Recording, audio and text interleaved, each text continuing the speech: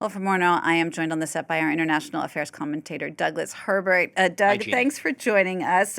Trump is saying this blockade against sanctioned oil tankers has been prompted by something. What might that something be? A sudden escalation, right? Look, we've been talking about this for days and weeks. Don't look for too much clarity in this policy. What it is, as some analysts say, it's about flooding the zone. It's about, a million little pressure points all applied with one really goal in mind, and that is to drive Nicolás Maduro, a man whom the U.S. administration has designated as the leader of a drug cartel and also as a terrorist, essentially, a man at the head of a terrorist government, to drive him from power.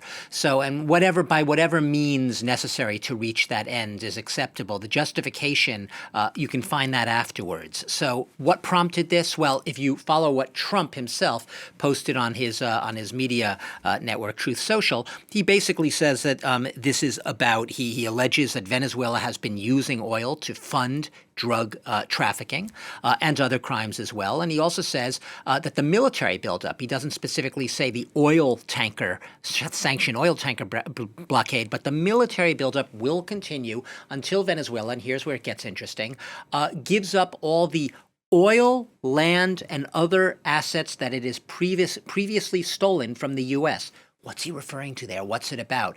A lot of people even follow the region might scratch their head over that. What is he doing? He's accusing Venezuela of stealing all this oil, land, and assets, and Trump is merely claiming that he wants it back. Well, look, we do know that back in the 70s, the oil industry began to be privatized. We also know that a lot of American oil players, major players, such as Exxon and Shell and Mobil, were essentially sort of forced out of the country. They took big hits to their income because they only could hold minority stakes in the industry. It was the state-owned petroleum giant that really controlled the industry after that.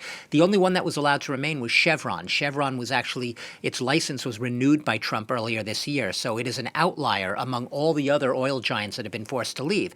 So if you want to go out on a limb, you could say, well, Trump now basically, this is a history grudge. Trump basically begrudges Venezuela for that nationalization, begrudges the fact that American oil giants, which had been, in an oil boom there at the time, took a hit from that. And decades later is using these sanctions as a claim that this is all stolen money from the U.S. and we want it back. That is officially what he's saying. Unofficially, what's going on, who knows? He's scattershooting. He's applying pressure, a chokehold perhaps on the Venezuelan economy, knowing that oil exports are absolutely the lifeline, the lifeblood of Venezuela's export revenues. And there are some mixed messages being sent here from the U.S. president. The administration is contending it's a campaign to keep illegal drugs out of the states.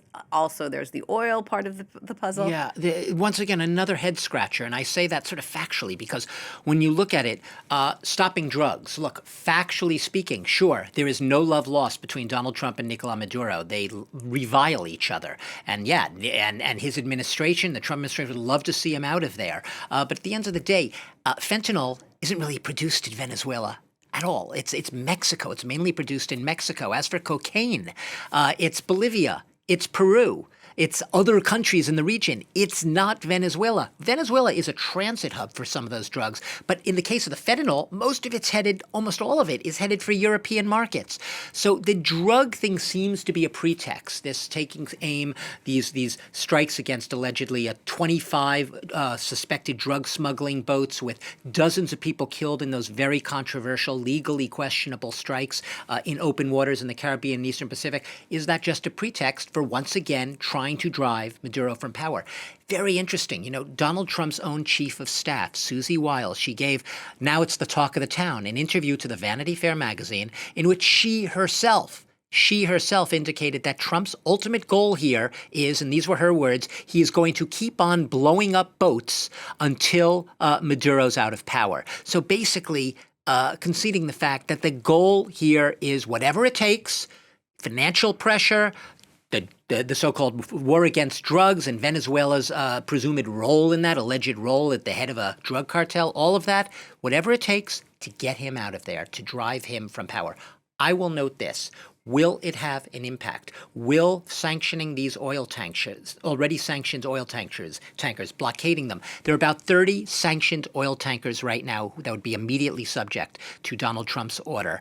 But remember, not all of Venezuela's production is transited by sanctioned oil tankers. How will Trump get around that? How will he try to get at those tankers as well? There are a lot of them circulating around the world, including around China, off the coast of China.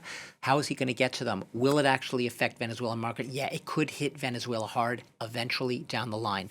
Lawmakers in Congress might ultimately intervene and say, if you're going to really get tough, this could amount to, at some point, a declaration of war, and then we want to vote. All right, Doug, thanks for that. France 24's Doug Herbert.